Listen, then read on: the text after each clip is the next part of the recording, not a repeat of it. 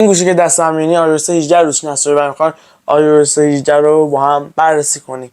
سلام آخریا، خوش اومدین به این ویدیو. اول از لاک اسکرین شروع می‌کنی که میشه اول از همه به اون شورتکت‌های پایین اشاره که بالاخره اپل این قابلیت رو اضافه کرد که شورتکت‌های جدیدی روش بذاریم. خب واسه این کار رو صفحه نگه می‌داریم، رو شورتکت‌ها می‌زنیم و با دریای عظیمی از شورتکت‌ها روبرو میشیم که آخر سر هم هر چقدر بگردیم همون شورتکت فلش لایت و کامera رو برداریم. حالا اینقدر به گیر به اپل میدادیم.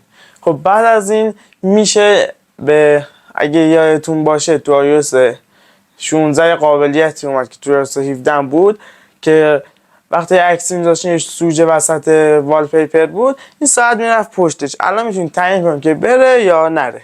میرسیم بحث جذاب هوم اسکرین که چند تا قابلیت جدید جذاب اضافه شده که اگه کاربر اندروید باشه که ما چندین سال این قابلیت ها داریم و چیز زیاد خاصی نیستش، ولی تو اپل نسبتا جذاب واسه کاربرای آیفون و جدید دیگه. اول از همه میشه به جابجایی آیکونا اشاره کرد که هر جای صفحه دلتون بخواد میتونین بذارین.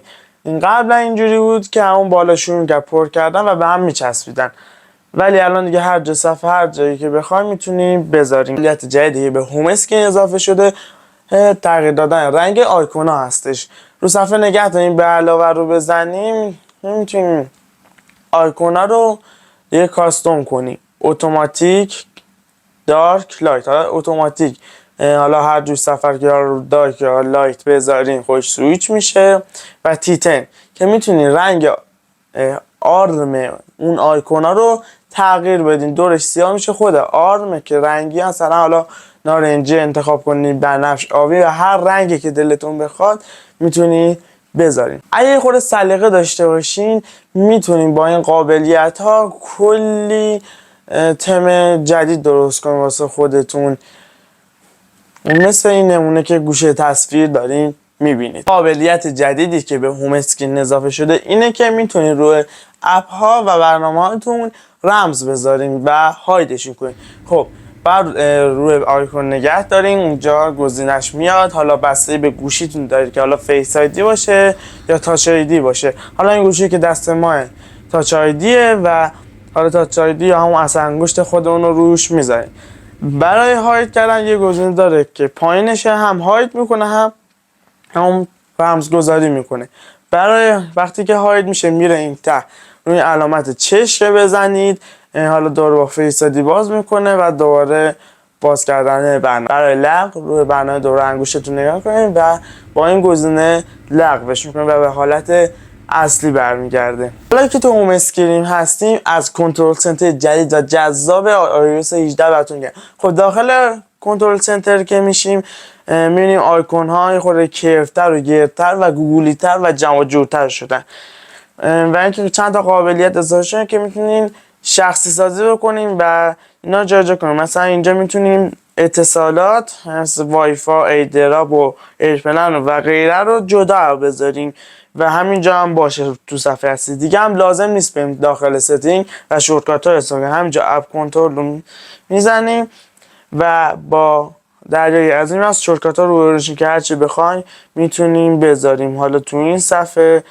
و صفحات پایینی هم باز میشه اضافه کرد، میتونی همشون چند تا داشته باشه مثل این که میبینید و میشه بزرگ و کوچیک کرد این آیکونا رو مثل این که میبینید. خیلی این قابلیت جذاب شخصی سازی میشه کرد و مثلا من میخوام قسمت موزیک هم کاملا جدا باشه و میام اینجا یه قسمت جدید واسه موزیک مثلا درست میکنم و جدا میذارم. تا تو کنترل سنتر هستیم در مورد چراغ قوه جدید و جذابش هم بگم که چند تا قابلیت اضافه شده. شاید با خودتون بگید خب چراغ قوه است حالا چیزی نیست، ولی همین ریزکاریه که اپل شده اپل.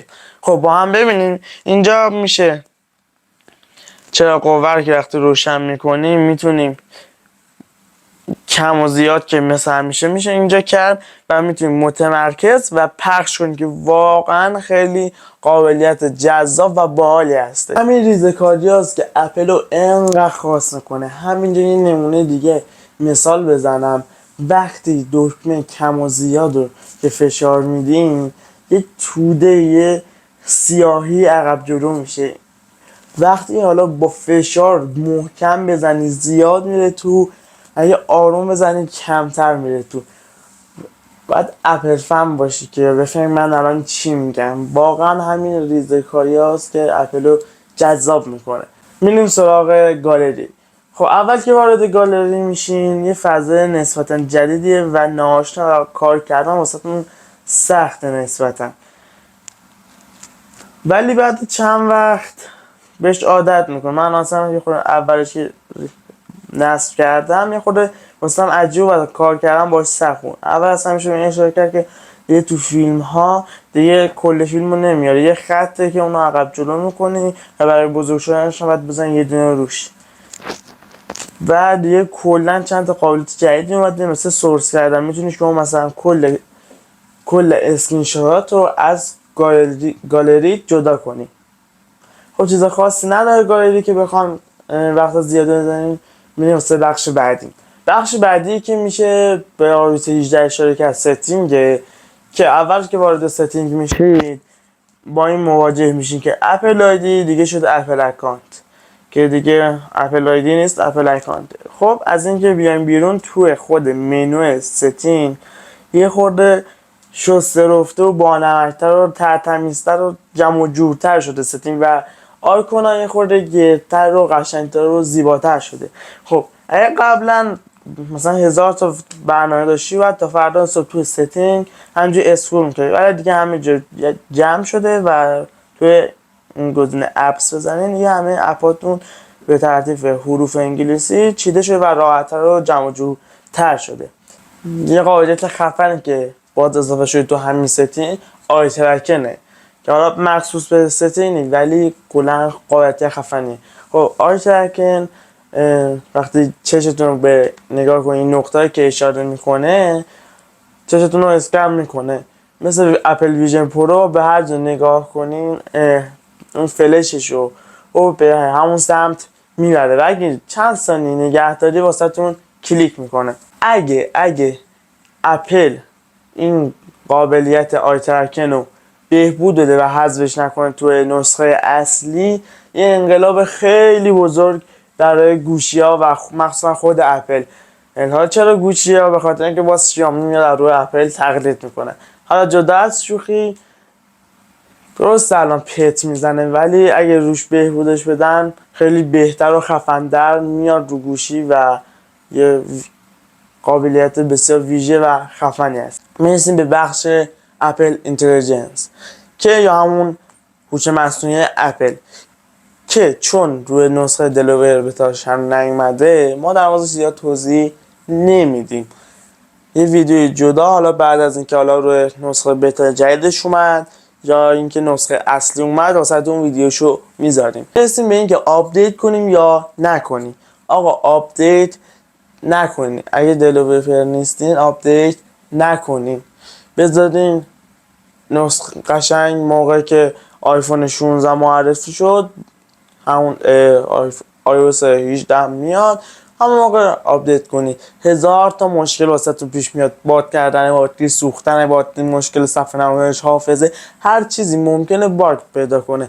مثلا برای خود این گوشی که ما روش نصب کردیم یک کوچولو مثل این که باتریش باد کرد، حالا معلوم نیست عقب بوده یا الان پیشرفت کرده ولی مثل این که حالا باد کرده. نکنین آقا آپدیت نکنین. اگه دیگه خیلی میخواین آپدیت کنین، الان که من ویدیو میگیرم فکر کنم 2-3 روز دیگه نسخه بتای جدیدش میاد، مثلا نسخه بتای جدیدترش بیاد اگه میخواین آپدیت کنین. ولی یه چیزی واسهتون زود عادی میشه و چیز خاصی فعلا نداره که بخواین آپدیت کنین. بذارین موقعی که آیفون 16 اومد iOS 18 هم باهاش آپدیت کنین دیگه. تو جمع چیزای دیگه نمیمونه. همین آپدیت نکنین فعلا. اگه دیگه خیلی نمیتون خودتون کنترل بذارین نسخه بتا جدیدترش بیاد اون موقع آپدیت کنین. ممنون میشم لایک کنین. اگر ویدیو خوشتون اومد لایک کنین و ما رو سابسکرایب کنین. خداحافظ.